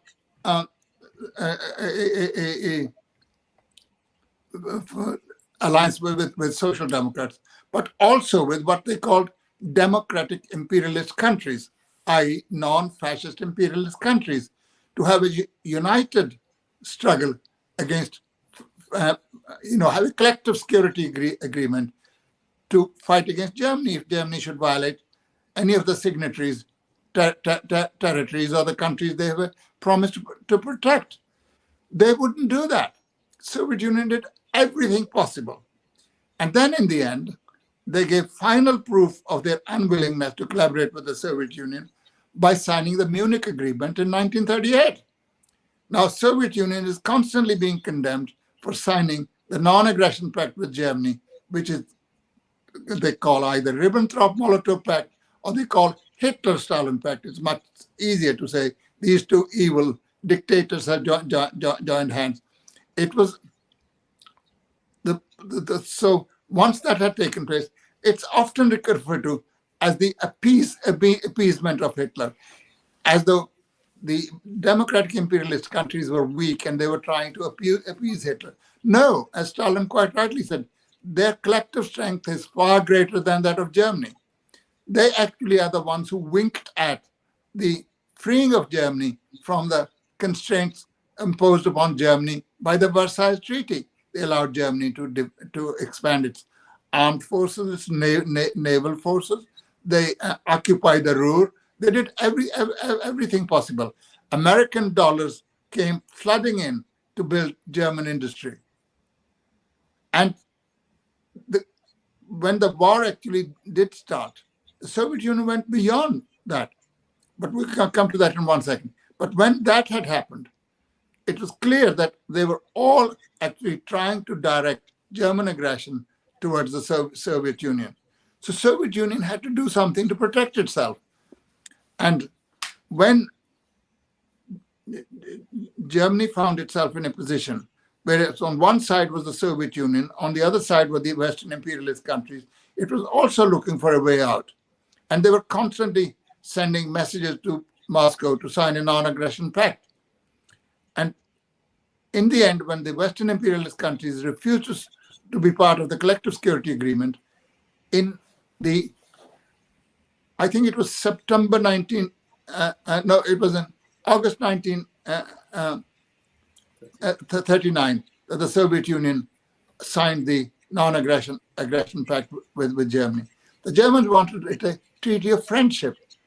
And Stalin said, no, we can't have it. You've been pouring piles of manure on us for years. We can't suddenly become friends. Non-aggression is fine. We have no intention of committing aggression against Germany. And if you would promise to do the same, that's fine. So Ribbentrop flew to the Kremlin, and the seating was such that he was given a seat next to Kaganovich, who was a Ukrainian Jew. You know, the Hitlerites were was soon to start killing Jews. You know, they are anti-Semitic as well. So the pact was signed, and Germany felt free now then, and they invaded Poland. And by that time, Western imperialist countries, France and Britain particularly, had no choice but to declare war on Germany. And even then, for the first 18 months, there was a phony war. It wasn't a real war, because the Western imperialist countries still hoped to direct Hitler's aggression towards Germany. It didn't quite work out like that, particularly after the Soviet victory in the Soviet-Finnish War. You know, because that proved the actual ability of the Soviet army to fight in very difficult conditions. Hitler realized that the way to the Soviet Union through the Baltic was blocked by the Soviet Union. So he started his aggression, first with Poland, the country after country was taken over, and then eventually France. When they were saying Soviet Union in the war would collapse in 6 weeks, France collapsed in 5 weeks. Its army was supposed to be the strongest on the continent of Europe. It has a line called the Maginot Line, which was supposedly impregnable. The Hitlerites made mincemeat of it in a period of 5 weeks. They drove the British out of the continent. So if the Soviet Union made any mistakes, which wasn't in its own hands, was that they had calculated that the war of Germany on the continent will last another 2 years. It didn't, because France collapsed so quickly. All the same, once that had taken place, Hitler then had a choice of either invading Britain or invading the Soviet Union. He made the choice to invade the Soviet Union through an operation called Operation Barbarossa. And what happened after that, you know. But what is happening is that during this period of war, the imperialist powers that had done so much to egg Germany against the Soviet Union, to have a war so that they both be weakened, a rival imperialist power and a socialist power. Harry Truman, who was the leader of the Cold War, is notorious for having said, if Germany is winning, we should help the Soviet Union. This is before America joined the war. If Soviet Union is winning, we should help Germany. In this way, we'll weaken both. But little did he know that they'll have to fight on the side of the Soviet Union. So the Soviet Union during that time not only had a united front with Social Democrats. It had actually a popular front on a world scale with hostile imperialist powers. And it's an example of brilliant tactics. How can you use a pact with hostile imperialist powers to actually defeat their aims? And in the end, although it paid an exceptionally heavy price, the Soviet Union came out on top, rescued Soviet socialism, brought socialism to half of Eastern and Central Europe, where the red flag with its hammer and sickle flew proudly over the various capitals of these countries. So these were brilliant achievements of Soviet defense capacity as well as of its tactics. And as the English say, the proof of the pudding is in the eating. I look at the results and see, was the policy correct? It was correct. Had they followed the Trotskyist line, then there would have been no Soviet Union quite early on. It wouldn't be building socialism. It wouldn't be building its industry. Stalin was accused of increasing the tempo of industrialization, that it has produced too much heavy burden on the working class. He spoke to the managers of Soviet business industry in 1931. He said, comrades, people are asking us to slow the tempo. We can't. In fact, we must increase the tempo. We are 50 or 100 years behind the advanced countries. In the next 10 years, we close this gap or they crush us.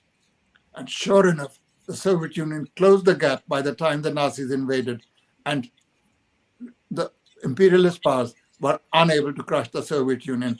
Germany was crushed, and many other fascist powers, Italy, etc., were crushed.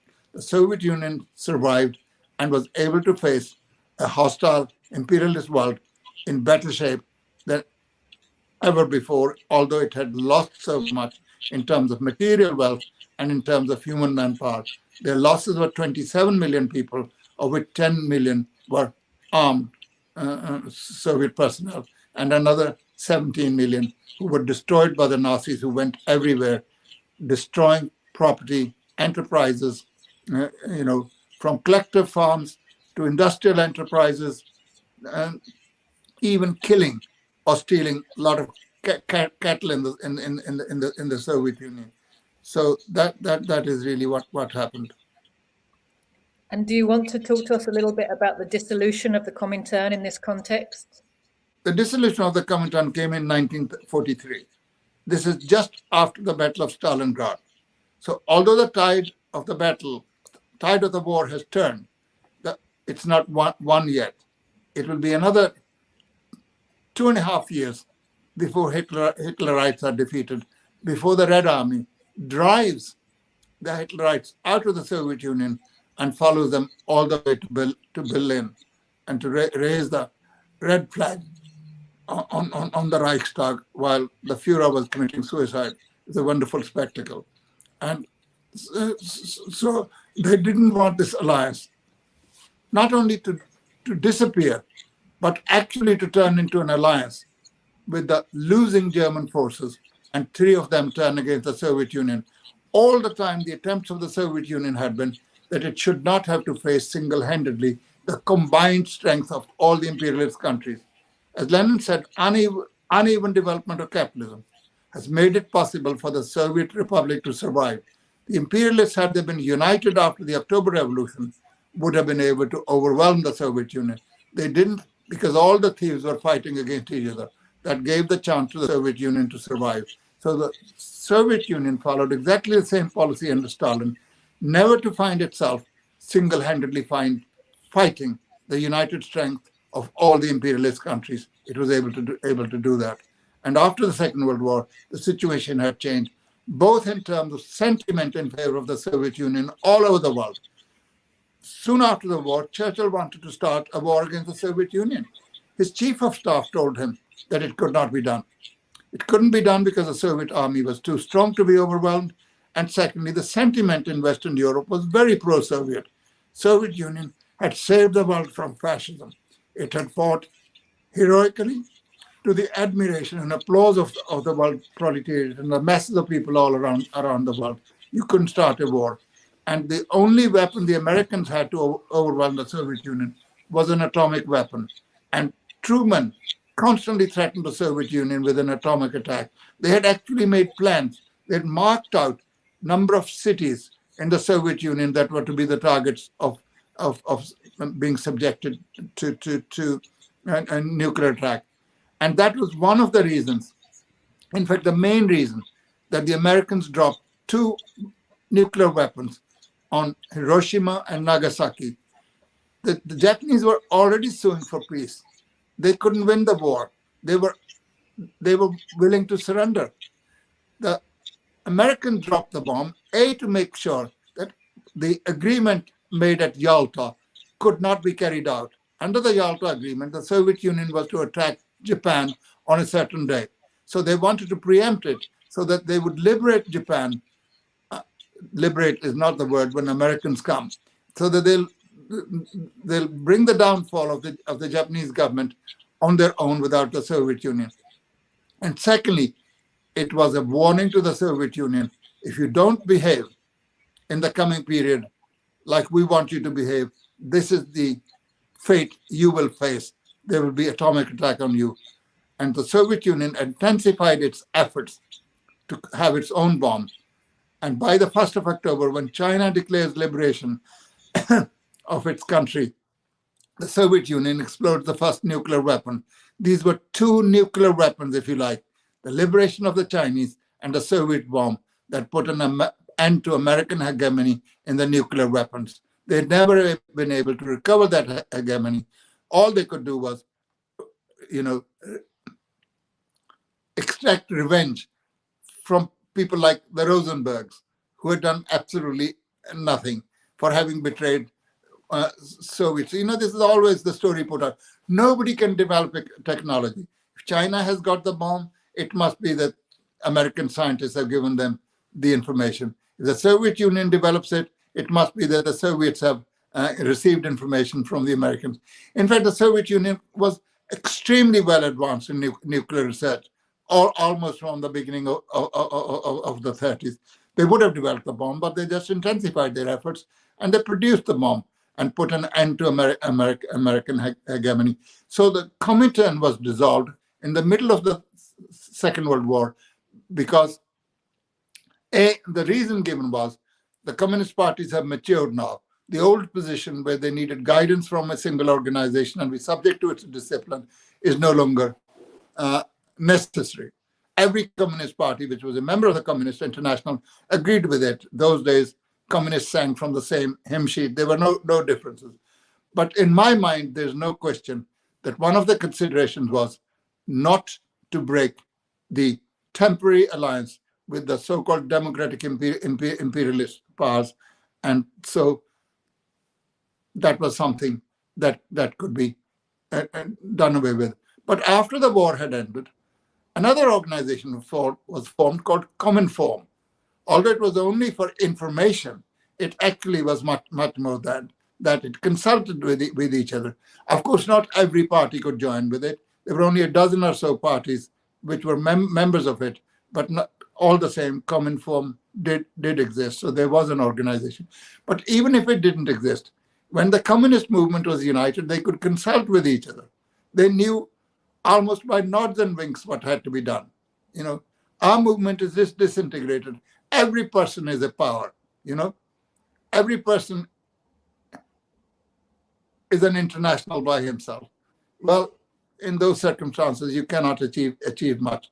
But during the time of Stalin, the whole movement sang from the same hymn sheet. He had that ability and prestige and strength to carry others with him, not by coercion, but by the force of arguments and by showing to them that was the right way to do things. And you've pinpointed there, Harpal, one of the many reasons that the bourgeoisie everywhere hate him and vilify his memory still to this day. Caleb. Sure. Well, I think there's a very interesting article by Mao where he talks about the dissolution of the Comintern and how really the Chinese Communist Party had matured to the point that they didn't need the guidance of the Comintern anymore. They were leading millions of people in the fight against the Japanese invaders, and they were liberating territory and had an army, a huge army, the Eighth Route Army, and they were doing amazing things, and they didn't really need the leadership of the Comintern anymore.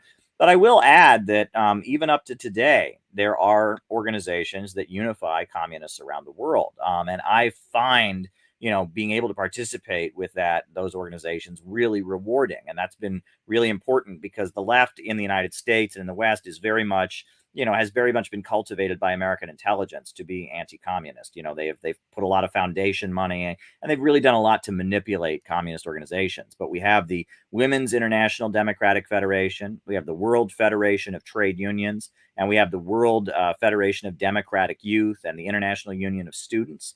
And all of those organizations are communist-led international associations, led by the United Nations that, that coordinate not communist parties, but the fields of work that communist parties are involved in, whether it's with women or with students or with the labor movement. And there is the, what is it? I believe it's the International Federation of Communist and Workers' Parties, or the seminar. What is that called? I can't remember the name of it, but it's an organization that is also kind of an entity that brings communist groups together. And you can see communists coming together and discussing international politics and coordinating. And that, yes, the Comintern's existence in a way was a little bit of an impediment to the unity that was necessary to defeat the fascists, right? There was a law, I believe there's still a law in the United States called the Voris Act that forbids any party in the United States being a member of any international communist body.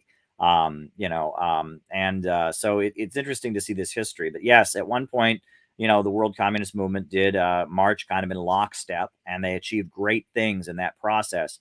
One thing I did want to add, though, is that during the Second World War, there were ways that the anti-fascist United Front was carried out that were contrary to what the Comintern wanted. Earl Browder was the leader of the U.S. Communist Party, and he complied with Japanese internment and ordered Japanese members of the American Communist Party to comply with being interned in camps during the war.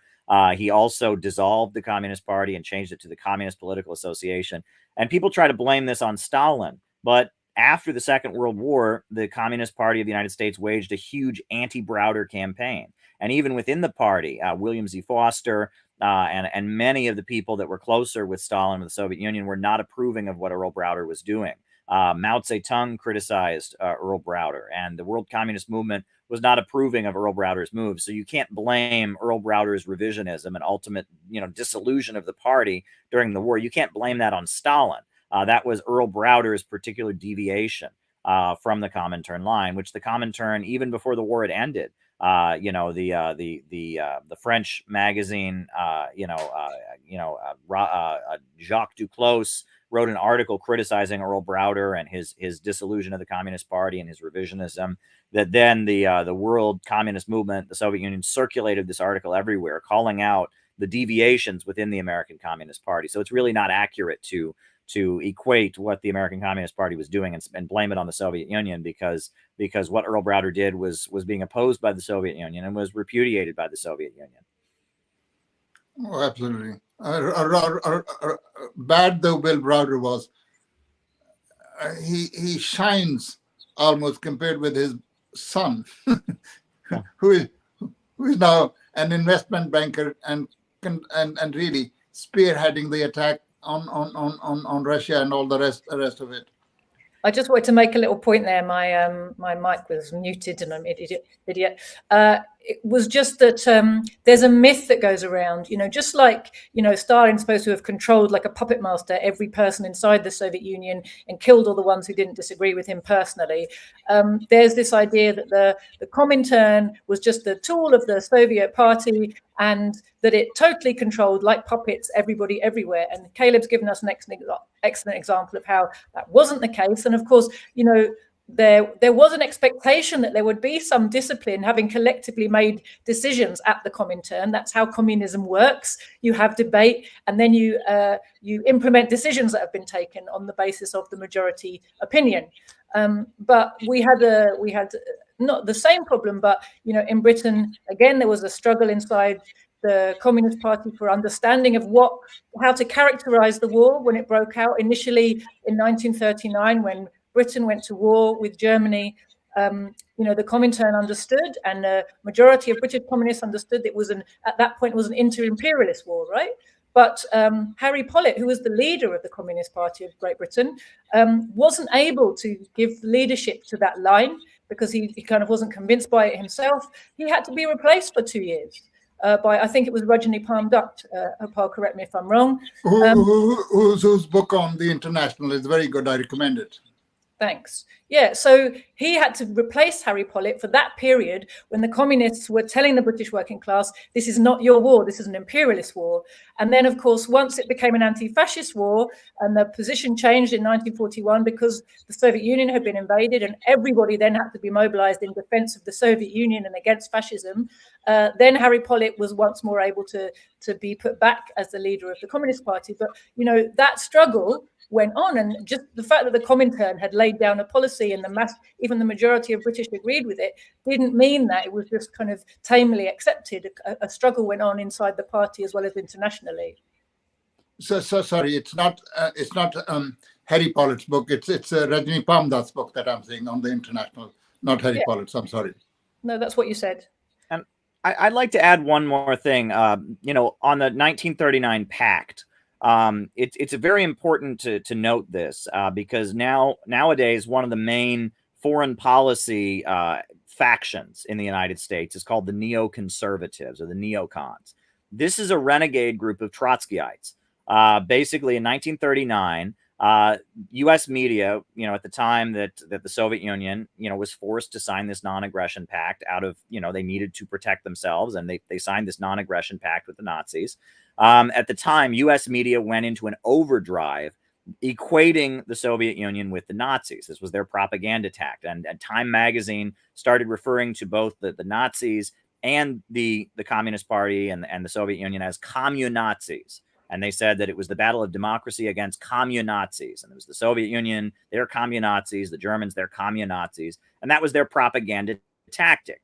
And within the Trotskyites, Trotsky himself didn't go along with this because he aspired to eventually become the leader of the Soviet Union again. He was hoping that he could make a deal with Hitler that he could be the leader of the Soviet Union. So he wasn't going to say that. But among the Trotskyites, a number of their academics and intellectuals really took this to heart. And Max Shachtman was the leader of them. And among them was Irving Kristol, who's considered the ideological father of neoconservatism. And many others really argued that somehow the Soviet Union and Nazi Germany were the same system. Some argued that it wasn't capitalism or socialism. It was some kind of technocratic society or the rule of managers. And there was a managerial class that had overturned capitalism, but was against the workers also.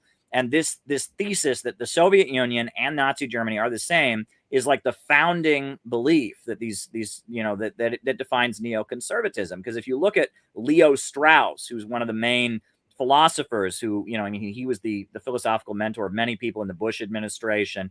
His belief was that if ever the working class starts rallying and getting together, that's the equivalent of Nazi Germany. That when working people get together and rally, this is somehow going to lead to anti-Semitism. This leads to the persecution of the intellectuals, and this is all Nazism. And the Soviet Union is an example of fascism in practice. Nazi Germany is fascism in practice. China, Cuba, they're all fascist. And equating the two of those is really essential to understanding what the main school dominating U.S. foreign policy and escalating war with Russia, et cetera, what they believe. The folks who pushed for the U.S. invasion of Iraq, these are former Trotskyites who really took to heart the U.S. government's assertion that somehow the Soviet Union and the Nazis were the same.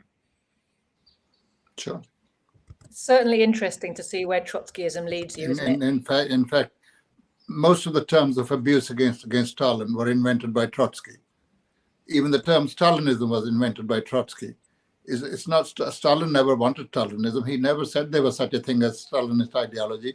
All his life he claimed to be a pupil of Lenin's, and his main ambition in life was to live up to that position of being the best pupil of Lenin. Yeah. I'd like to say I think he did it. Caleb, I'll come to you just to talk a little bit about the role that the communists played in the fight against Germany and Japan, and also about the kind of post-World War II wave of liberation struggles and communist role there? Sure. I mean, and just, quickly, because we are running short on time, but, I think that if you look at the role that the Chinese Communist Party played in building a fight against the Japanese invaders, if you look at what went on in Yugoslavia and elsewhere, it was kind of a tactic, where the communists were always kind of one step ahead in the fight against the fascists. The Party of Labor of Albania, their history, their official history, talks about how, they formed a national liberation army before the bourgeoisie did. They formed a united, effort and democratic liberation front before the bourgeoisie did. And that by being kind of the main anti-fascist fighters, this was the way that communists were able to turn the fight against fascist invaders ultimately into a fight against capitalism itself, and overturn and lead to communists coming to power. And in the aftermath of the Second World War, they had the people's democracies of Eastern Europe, where it was kind of the communists sat at the center of all the anti-fascist parties. All the parties that had fought the fascists were kind of unified under the leadership of the communists, because they were the most effective anti-fascist fighters. They had the disciplined organizations. They built the militias and the resistance groups. And coming out of the Second World War, they had kind of utilized the fight against fascism to lead ultimately to a fight against all imperialism and all capitalism. And I think that's very important to understand. And then that led to, after the Second World War, there was a wave of national liberation struggles around the world, where communists who had been successful in defeating fascism and Japan, etc., they became the center of the fight against U.S. imperialism. Yeah, absolutely. Well, yes, I mean, all I can say is, the best examples of that fight are in Eastern and Central Europe, and of course the whole of the Far East, from the Koreans to the Chinese to the Vietnamese and in the Chinese people. They all did that.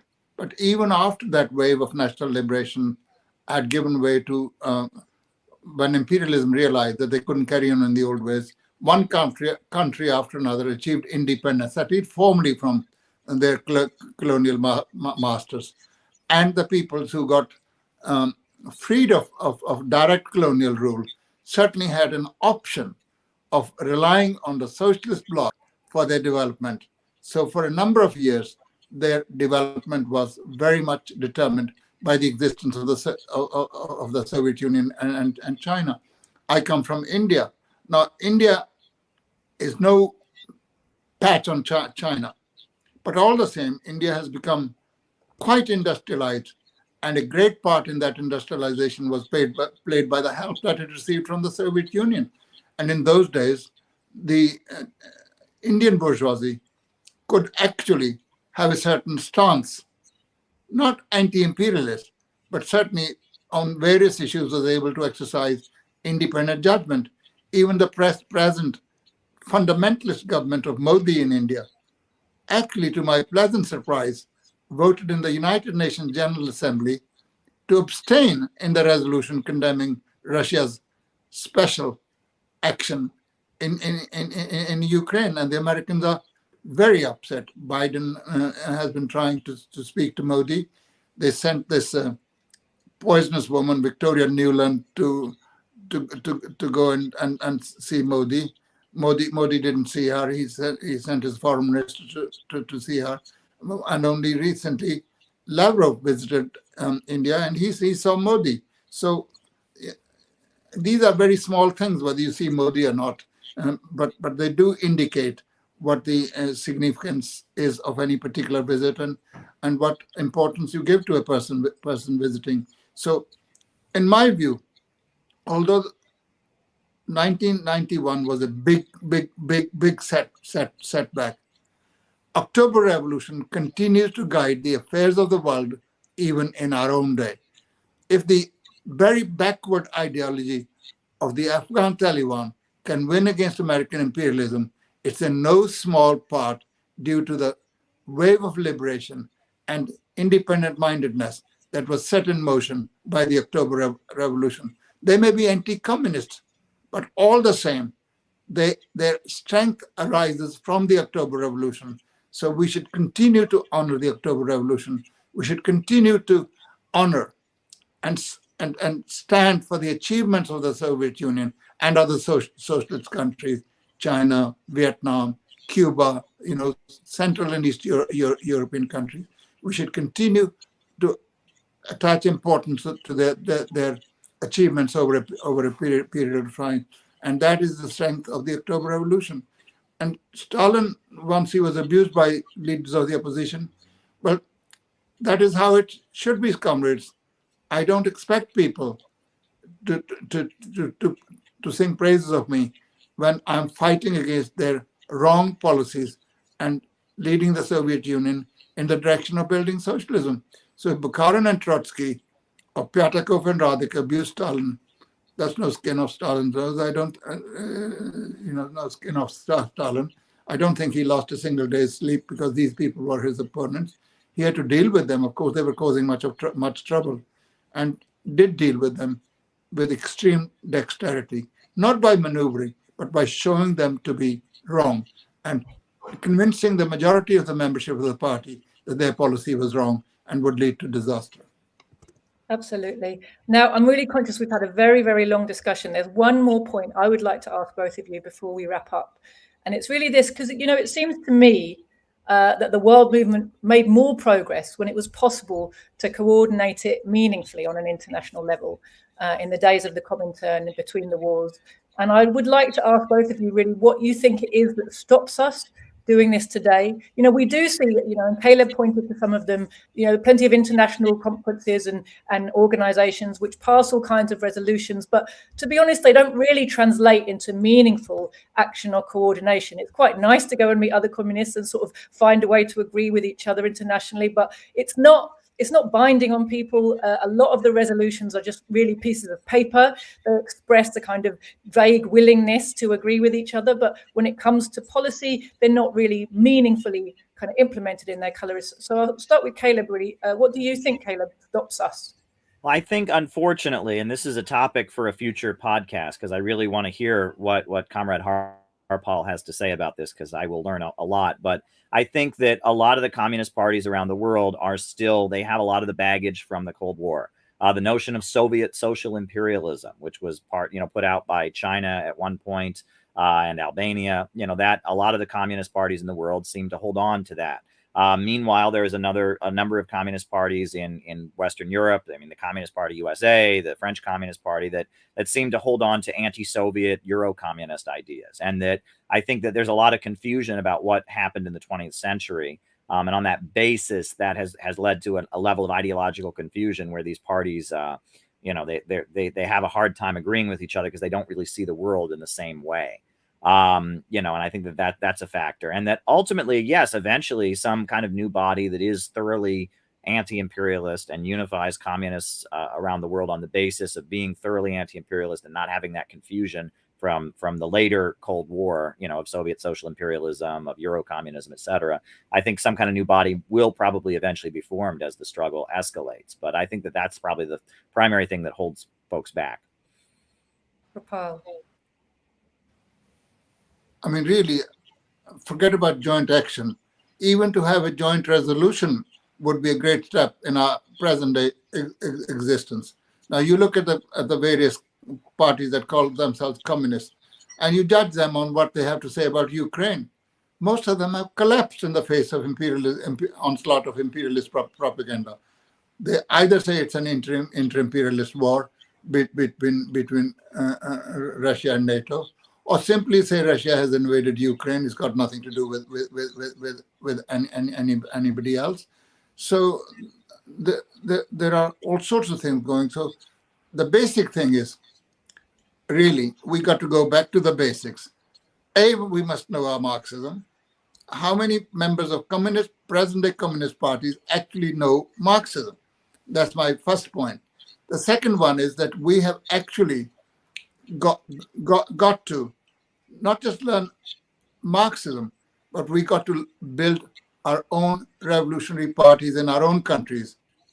Internationalism is building a revolutionary party in your own country and fighting against imperialism, and not that opportunists of various countries come to conferences, pass resolutions, pat each other on the back, and go home, having had good time, it becomes basically an occasion for drinking sessions and gossip.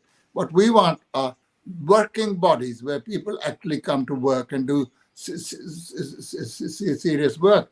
For example, I very often used to go to the conferences organized by Czech communists in the last few years. And at the end of, they hold the conference in the morning at about 4 o'clock or 4:30, they break up for lunch, which really is neither lunch nor breakfast nor dinner. It's just the wrong time. Anyway, but that's there. So you go there.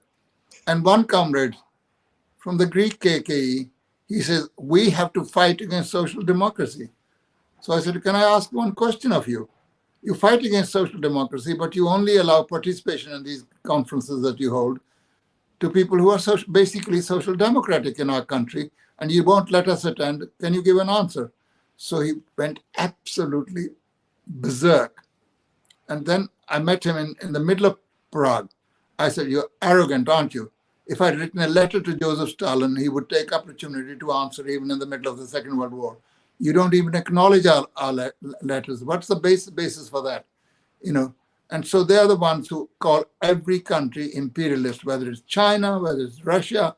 So there's an inter-imperialist war going on in Ukraine. They wash their hands of it. We are not on either side. So it doesn't matter whether NATO countries win or Russia wins. It's all the same to them. So we got to get the ideology right. We got to actually, at a certain stage, indulge even in polemics against these people. Often we ignore them. But I think it's time to take the gloves off and actually confront them that what they're propagating is not communism. It's basically rubbish dished out in the name of communism. The KKE, having spent their years being Khrushchevite revisionists, have suddenly become ultra-Stalinists and put forward policies which actually do not reflect reality. And we got to show what is imperialism and what is an imperialist war. And superficially, you can always make any country to be an imperialist. In fact, there's a party in my country which says India is imperialist. So up to you to make up your mind. So we got, I think the emphasis on building real communist parties in your own country, that would create the basis for unity of the communist movement. For the moment, we don't have that. In most of the West European countries, there is literally not a communist party worth speaking about. And we have a party, CPGB-ML in Britain. I think it's the best party of the working class in Britain. But for the moment, we're so small and so isolated from the working class doesn't know we exist. So we got to actually reach the working class, not by compromising our principles, but by explaining our principles as comprehensively and in as comprehensible terms as is possible. But we must take the message. We won't make any progress by hiding that message and by not taking the message. Absolutely.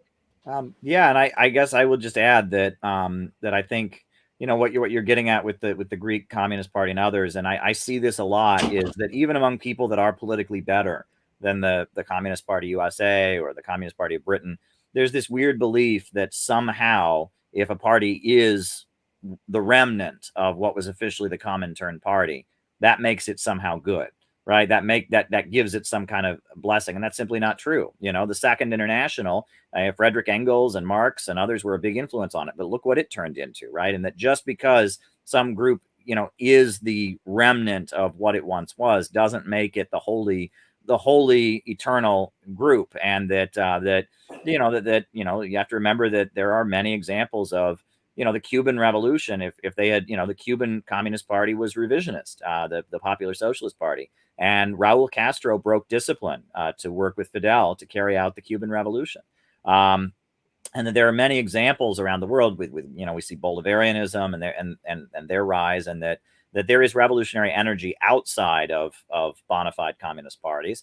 And there is also at the same time, there is stagnation within, existing communist parties that do have the mantle of being at one point the Comintern, affiliate. So I think that, yeah, getting beyond that belief that just because something used to be the Comintern affiliate, it's eternally good. I think that that's an illusion that people fall into. I mean, I could definitely wax lyrical on this topic for quite a long time, but I'm not going to test our listeners' patience anymore. I feel like at some point in the future, we should possibly come back to what on earth happened to the international movement, that it's gone so terribly wrong. And Ukraine is a litmus test, isn't it? I mean, there've been tests before, but right now, my gosh, the degeneration has become so endemic across the world. There's hardly a party whose line you can look at and say, yes, they've understood what's happening. And it's precisely as Harpal said, because they gave up on studying and trying to understand Marxism years ago. What they actually do now is, in the name of Marx, in the name of Lenin, they just spout all kinds of, bourgeois prejudice and mislead the working class while they do it. And they're not able to stand up to the onslaught of bourgeois propaganda precisely because they don't understand Marxism. It's the power of Marxism that enables people like us, who represent, as Paul said, tiny forces, actually, to withstand all this propaganda quite happily. I don't feel overwhelmed by the bourgeois propaganda that overwhelms much bigger parties, because I'm confident in my Marxism, because that's what we do. We train our people to study and understand so they can make sense of the world and the class struggle and wage the class struggle, ultimately, we hope, successfully. I'm going to leave it there with everybody. Thank you very much to both of you. It's been a very long, but I think a very useful and interesting conversation, and I look forward to seeing you all next time.